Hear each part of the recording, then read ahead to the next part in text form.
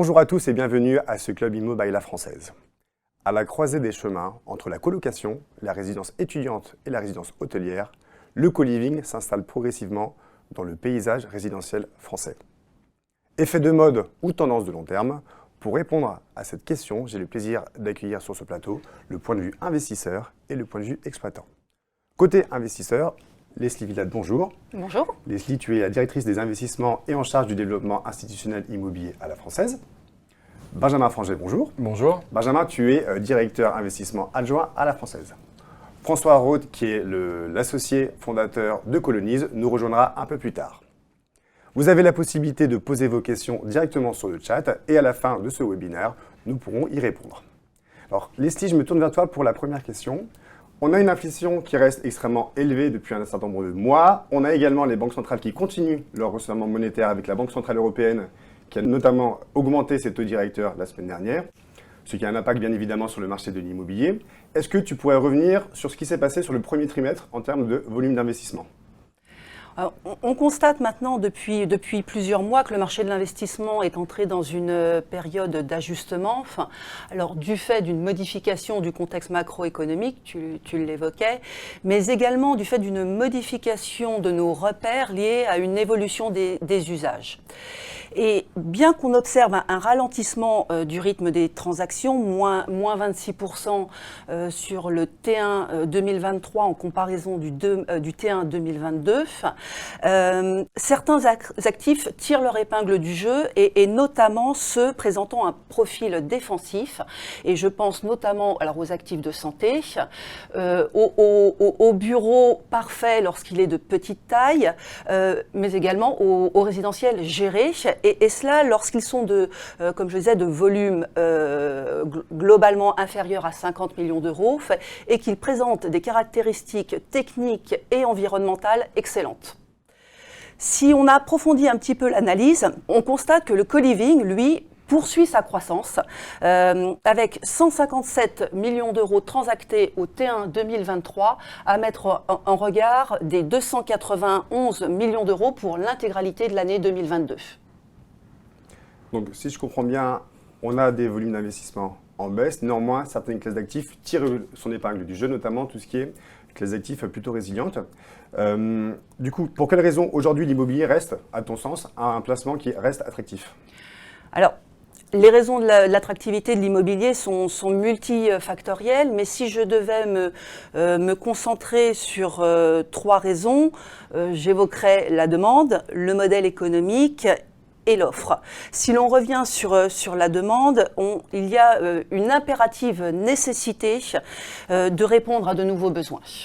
Le résidentiel en est l'exemple parfait. Pour cette classe d'actifs, il y a une urgence. Le modèle économique de l'immobilier est intéressant puisqu'il assure une croissance des revenus, puisque ces revenus sont indexés sur l'inflation. Enfin, tout cela est dans un contexte de rareté du foncier et de l'offre disponible de nouvelles générations.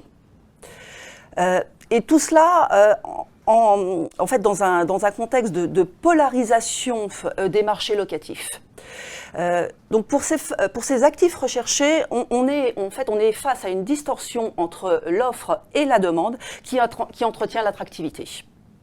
Alors, cela nous conduit à La Française à avoir en qualité d'investisseur majeur avec 1 milliard engagé à la fin du premier trimestre 2023, à avoir une politique d'investissement sélective et prudente qui s'appuie sur quelques fondamentaux. Alors, communément rappelé ces derniers temps, mais que nous mettons vraiment en application, à savoir donc la sélectivité des actifs, j'en ai parlé, à une rue d'écart, les dossiers ne sont plus les mêmes, une politique ESG forte, c'est un impératif pour assurer en fait la liquidité des actifs sur le long terme. Et enfin, il est nécessaire d'avoir une réflexion toujours plus poussée sur l'offre servicielle et les nouvelles tendances. Alors, pour cela, à La Française, on a fait le choix d'avoir des experts, des équipes dédiées qui sont experts sur chacun de cette notion fondamentale. Leslie, j'ai noté que 1 milliard a été engagé sur le premier trimestre 2023. Pourrais-tu revenir sur quelles sont les typologies d'actifs immobiliers qui ont été ciblés par la Française ? Alors, les investissements de la Française pour cette première partie d'année illustrent notre approche. Sur donc le milliard engagé, 38% concernent des actifs de santé.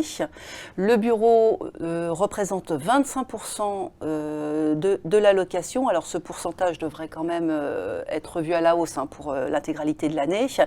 Et ce qui est intéressant de noter, c'est que le reste de nos investissements sont répartis sur 5 typologies d'actifs différentes et le résidentiel géré représente 10% de nos investissements à la fin du premier trimestre. Donc sur 1 milliard, ça fait un montant tout de même significatif.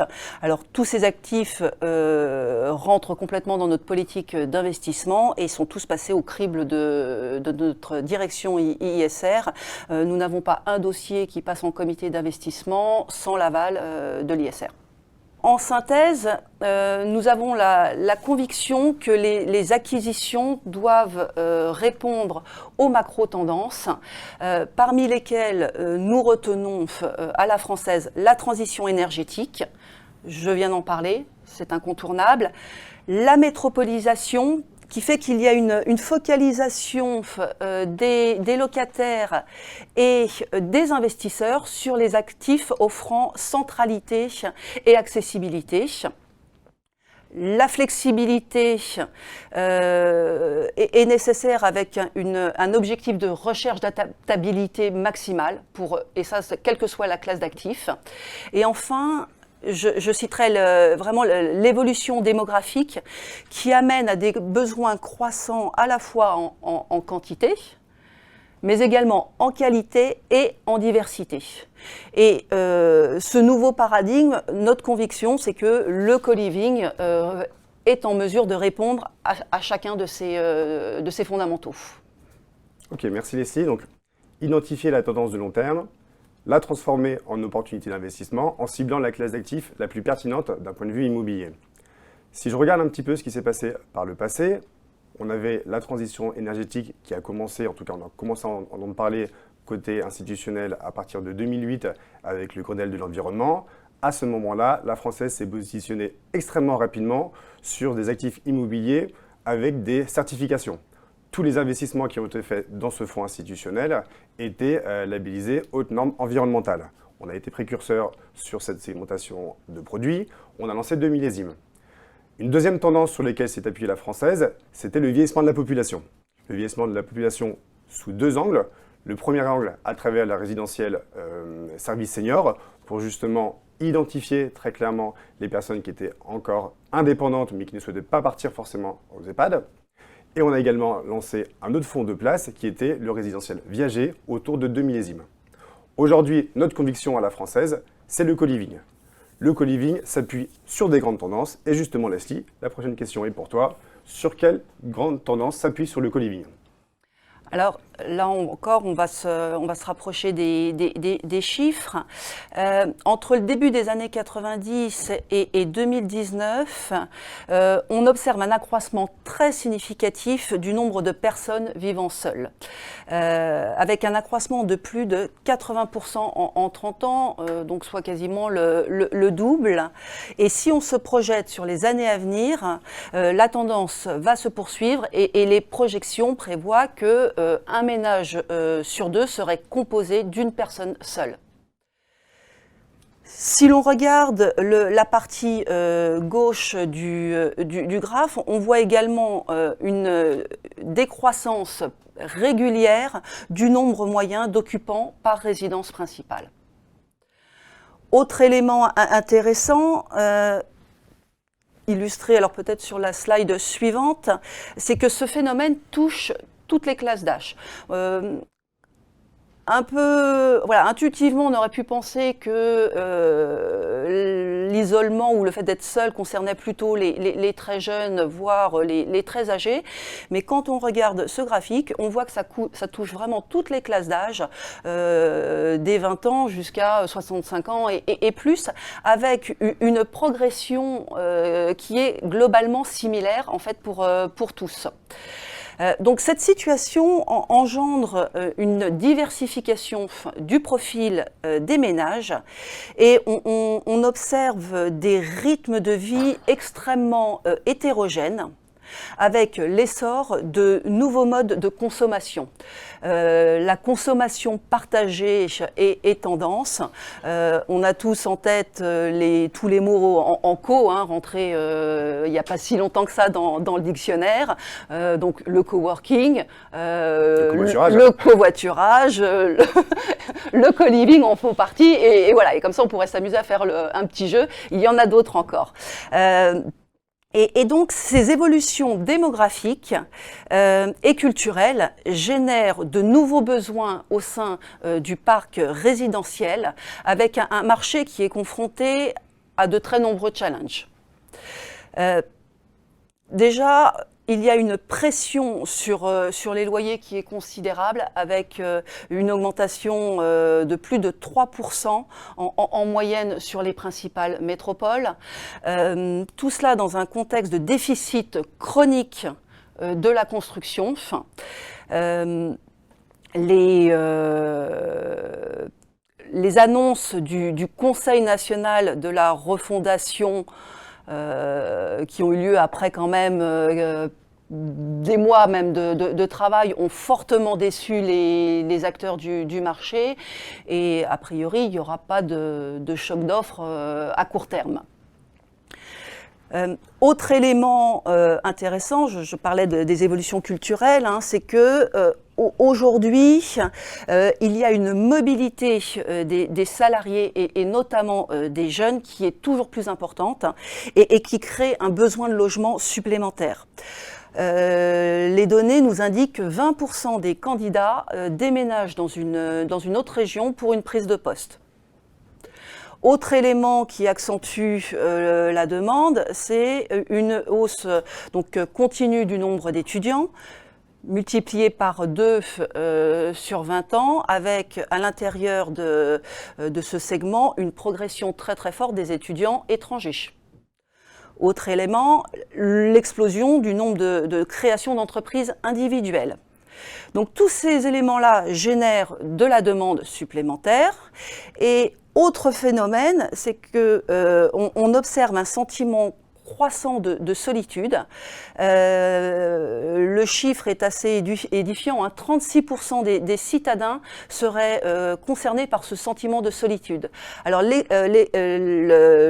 l'épisode Covid, en fait, a clairement exacerbé ce sentiment, mais il était déjà là préalablement. Et donc cette tendance-là se poursuit, d'où le besoin de partage. Si je résume, on a d'un côté un accroissement de la demande sous toutes ses natures, et notamment une demande de flexibilité, de diversité, etc. Et en même temps une crise du logement alors pas sans précédent, parce qu'il y en a eu une qui a donné lieu en 54 à l'appel de l'abbé Pierre, mais qui est quand même assez très forte aujourd'hui. Et donc, alors selon nous, le co-living n'a pas vocation à se substituer à l'offre de logement dans son ensemble, mais c'est un complément indispensable qui va continuer à croître. Merci Leslie. C'est très clair. On connaît maintenant les tendances. La solution, je me tourne vers toi, François. François, donc, tu es cofondateur de Colonize, un des leaders français en co-living. Je pense qu'il y a 2 questions qu'on peut se poser. Déjà, la première question, c'est quoi le co-living ? Le co-living, en fait, c'est un mot un peu valise qu'on récupère exactement comme vous avez dit tout à l'heure sur tous les co et ainsi de suite, qui a une réalité assez simple. C'est simplement qu'on va avoir des gens qui vont habiter dans un actif immobilier et qui vont partager des choses. Ils vont partager des expériences, ils vont partager des espaces, ils vont partager des services. Après, vous avez toutes sortes de gradations, mais d'une certaine façon, en fait, une résidence senior ou une résidence étudiante, comme on les connaît depuis des décennies, ça peut être considéré comme du co-living. Aujourd'hui, l'axe que pas mal de sociétés vont employer pour se développer, c'est surtout sur un axe jeune actif, étudiant, mais plutôt professionnels, plutôt des jeunes adultes, plutôt des trentenaires. Et donc, en fait, le concept habituel qu'on va avoir, c'est une espèce de colocation 2.0. Alors pourquoi elle est 2.0 ? Parce qu'elle va être beaucoup plus spacieuse. En gros, plutôt que d'avoir une colocation à 3 ou 4 personnes, vous allez avoir une colocation à 15, à 30, à 50, il y en a même à plus de 1000 sur certains projets. Vous allez avoir des espaces privatifs qui vont être beaucoup plus généreux. Habituellement, ça va plutôt être un studio, donc vous allez avoir à minima avoir une salle de bain privative, mais souvent vous avez même votre kitchenette, votre propre frigo, et vous allez avoir des espaces partagés qui, contrairement à une colocation, vont pas se contenter d'être un salon cuisine, mais vous pouvez trouver une salle de sport, un rooftop, un espace de télétravail, des lieux événementiels, une salle de cinéma, ce genre de choses. La grande spécificité du co-living, je pense, par rapport à la colocation telle qu'on la connaît, telle que pas mal de gens connaissent pour leur propre expérience ou autre, c'est souvent l'existence d'un opérateur. Alors l'opérateur, ça peut être le propriétaire, ça peut être l'investisseur. Parfois, on a des opérateurs indépendants comme Colonize. Mais l'idée, c'est qu'on est quand même sur un produit qui est beaucoup plus institutionnalisé, où vous allez avoir une personne morale qui va être l'interlocuteur du locataire dans son parcours résidentiel, ce qui n'est pas le cas de la colocation, qui en fait a émergé de façon très organique, simplement pour diminuer le coût du logement en mutualisant un loyer. D'accord. Il y a un côté communautaire que tu disais avec un certain nombre de services. Peut-être tu peux revenir sur les différents services que peut proposer le co-living ? Alors chaque opérateur va proposer des services qui lui sont propres et puis qui en plus peuvent changer d'un actif à l'autre. Souvent on va essayer de pallier notamment les absences de ce qu'on peut trouver dans l'environnement urbain immédiat. Mais en gros on a quand même des grandes constances. Souvent déjà on a une expérience qui est très digitale, ce qui est quelque chose qui aujourd'hui est assez difficile dans le logement. Je donne souvent un exemple assez simple. Si vous avez une carte bleue, vous pourriez réserver un appartement pour une semaine à l'autre bout du monde, à Dubaï ou à New York sur Airbnb en quelques clics. Pour trouver un logement de façon vraiment digitalisée, en fait il y a extrêmement peu de solutions. Soit vous avez des intermédiaires qui sont souvent très chers, qui vont s'occuper de l'administratif à votre place, mais vraiment des solutions digitales pour avoir un bail, ça existe assez peu. Une des constances déjà, premièrement, c'est que la plupart des opérateurs vont proposer cette expérience en ligne avec une visite virtuelle, la signature d'un bail ou autre. Ensuite, physiquement sur place, on est habituellement sur un produit très clé en main, ce qui répond justement à ce besoin qui a été évoqué tout à l'heure de flexibilité. L'idée, c'est qu'habituellement, on peut vraiment arriver, ouvrir sa valise, mettre ses affaires dans les armoires et commencer à profiter du jour au lendemain. Les charges également, tout ce qui va être fluide, tous les abonnements sont systématiquement pris en compte. Contrairement à une coloc, ça ne va pas être à vous de souscrire à une box internet, ça ne va pas être à vous de faire la migration du contrat d'électricité, ainsi de suite. Donc on est très souvent sur un package all-inclusive. Sur le mobilier et l'équipement, ça va normalement beaucoup plus loin que la loi sur l'appartement meublé. Vous allez vraiment être équipé, vous allez avoir des couverts, vous allez avoir tout l'électroménager ou ainsi de suite. On est vraiment sur quelque chose qui est quasiment à la frontière de l'appart-hôtel. Et après, sur les autres services, là, vous avez tout un panel. Alors nous, on propose des solutions de mobilité douce où vous pouvez louer par exemple une trottinette électrique, un vélo ou un vélo électrique. Vous avez des événements qui peuvent être proposés. Et après, dans certains espaces, vous pouvez aussi avoir des solutions dédiées. Certains de nos concurrents, par exemple, comme Cherise, ont même carrément ouvert un restaurant, ou Babel aussi, dans le cadre du co-living. Donc vous avez tout un panel d'offres qu'on peut imaginer derrière. Ok. Donc le co-living, c'est plus de simplicité, plus de flexibilité finalement client et un parcours client. Et j'ai eu la chance d'accéder sur le site de co-living, qui est plutôt bien fait justement pour pouvoir faire une visite virtuelle, que ce soit des logements ou même des espaces privatifs. On a vu le côté exploitant, maintenant on va se tourner plutôt du côté de l'investisseur, parce que bien évidemment on est là pour savoir si oui ou non il faut avoir ces classes d'actifs dans sa poche immobilière. La première question que je me pose, Benjamin, c'est quelle est la profondeur du marché sur le co-living ? Sur le marché de l'investissement résidentiel, les volumes ont diminué entre 2021 et 2022, mais la part du résidentiel géré a, elle, augmenté en pourcentage parce qu'elle est passée de 14 à 24%, et en volume, puisqu'on est passé entre 2021 et 2022 de 1 milliard à 1,3 milliard. Et sur le premier trimestre 2023, le résidentiel géré représente même 37% de l'investissement total en résidentiel. Ensuite, en ce qui concerne le co-living, on a assisté en 2021 à une explosion des investissements qui se poursuit depuis un rythme soutenu. En 2022, comme l'a dit Leslie tout à l'heure, le co-living représentait 22% des investissements en résidentiel géré. Et sur le début de l'année 2023, il représente 80% des investissements en résidentiel géré, ce qui est quand même assez énorme. La Française a été précurseur sur le co-living avec une première acquisition en 2019 à un moment où le sous-jacent était encore confidentiel. Ce qui nous plaisait, ce qui nous plaît encore dans le co-living, ce sont des modalités de gestion simplifiées, un bail avec un interlocuteur unique, un bail long, et puis aussi évidemment des taux d'acquisition qui sont en général de l'ordre de 100 points de base supérieurs au taux d'acquisition du résidentiel classique.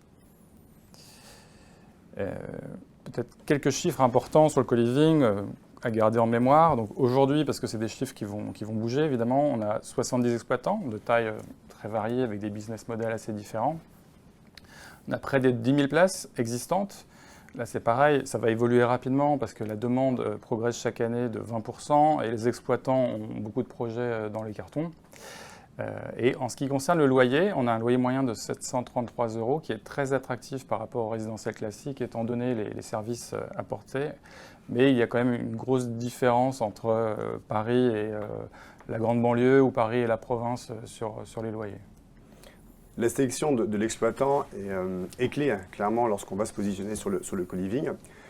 Est-ce que peut-être tu peux revenir sur le panorama des exploitants qui existent actuellement et sur quelle typologie d'exploitants la Française va se positionner, en tout cas va nouer un partenariat? Oui, alors François en a un petit peu parlé. Donc on distingue tout d'abord les grandes communautés, donc des résidences avec plus de 100 co-livers, des espaces communs importants et énormément de services.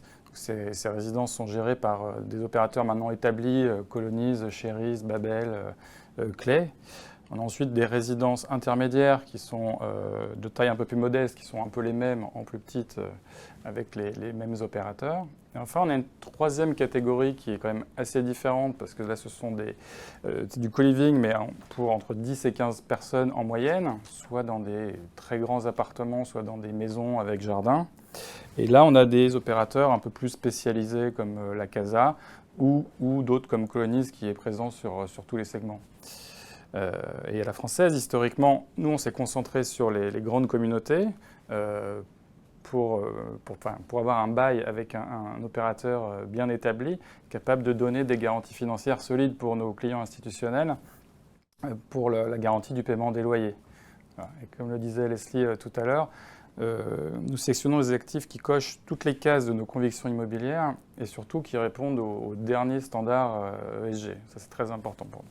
Colonize, toi, comment tu te positionnes par rapport à l'ensemble de tes concurrents? Est-ce que tu peux également nous en dire un peu plus sur la création de Colonize, la naissance, l'idée qui t'est venue justement de lancer le co-living puisque tu étais un des précurseurs? Est-ce que tu peux revenir finalement sur tous ces aspects? Oui, bien sûr. Quand on a voulu créer Colonize, en fait, on l'a vécu nous-mêmes dans notre parcours d'étudiants quand on était à l'ESSEC, avec beaucoup de mobilité, en fait, parce qu'on est régulièrement en stage, on revient sur le campus, on repart, on a beaucoup d'expérience à l'international. Ensuite, j'ai travaillé moi personnellement, par exemple, pour Unibail-Rodamco avec le graduate programme. On m'a envoyé dans 4 villes différentes la première année. Et c'est vrai que j'ai toujours trouvé qu'arriver dans une nouvelle ville, trouver un logement, devoir le meubler, devoir s'équiper, trouver des amis sur place pour repartir quelques mois plus tard, c'était souvent une expérience assez pénible et que j'estimais que ça aurait pu être plus simple. Donc on est vraiment parti de ce constat produit. On a créé un produit que nous, on aurait aimé avoir quand on était étudiants, jeunes actifs, quasiment jusqu'à nos 30 ans. Ensuite, on a forcément mûri le modèle et nous, on est parti assez vite sur un modèle opérateur asset light, c'est-à-dire que nous, on n'est pas d'argent dans les opérations et on ne possède pas le moindre mètre carré, le foncier, le bâti, l'actif n'est pas propriété de Colonize, même minoritaire, on ne fait pas non plus de joint venture. Pourquoi on a voulu faire ce modèle? C'est qu'on a estimé que le marché était extrêmement profond et qu'il y avait possibilité de créer du logement innovant pour toute une catégorie de personnes de 18 à 70 ans, entre en gros tout le trou qu'on avait entre le marché étudiant et le marché senior.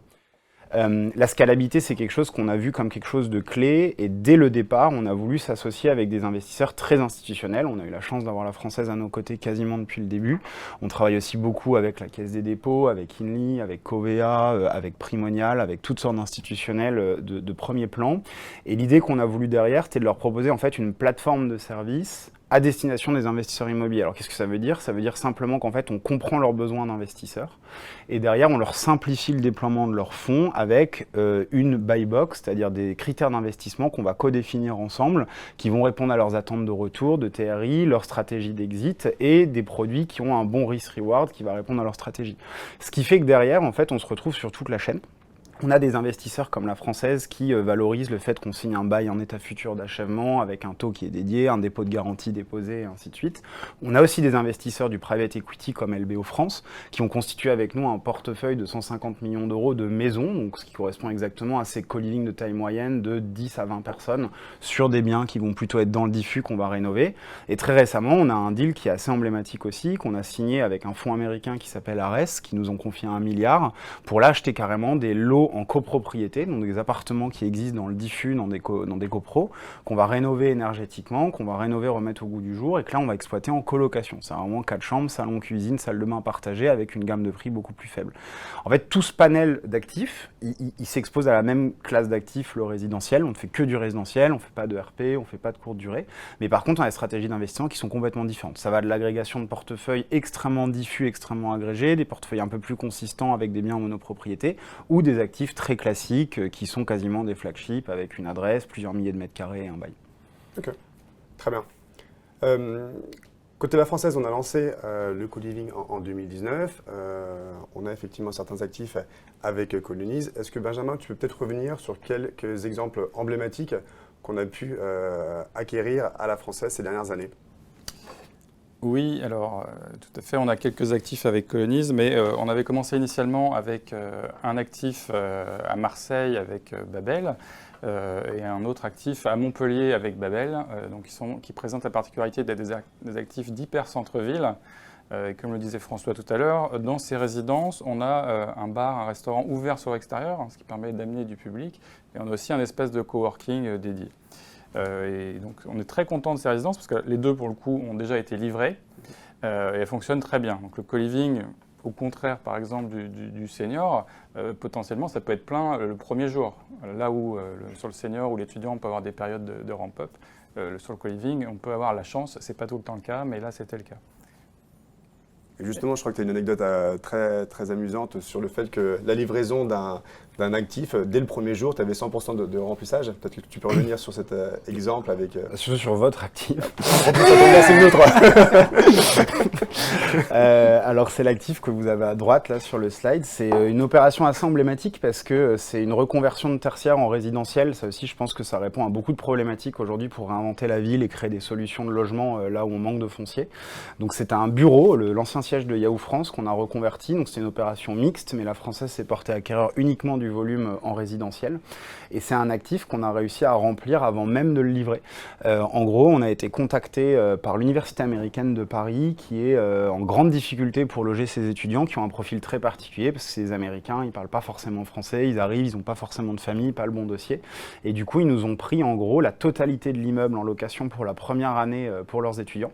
Ce qui fait qu'on a quasiment fait une opération en B2B2C, quoi. En gros, on a été un interlocuteur avec une autre personne morale qui était une université. Ce qui est assez intéressant, c'est que les retours ont été assez dithyrambiques des étudiants. Ils viennent de signer le renouvellement de ce bail pour une année supplémentaire. Donc là, on a 2 mois à peu près où l'immeuble est occupé par d'autres occupants, mais ils reviennent en septembre.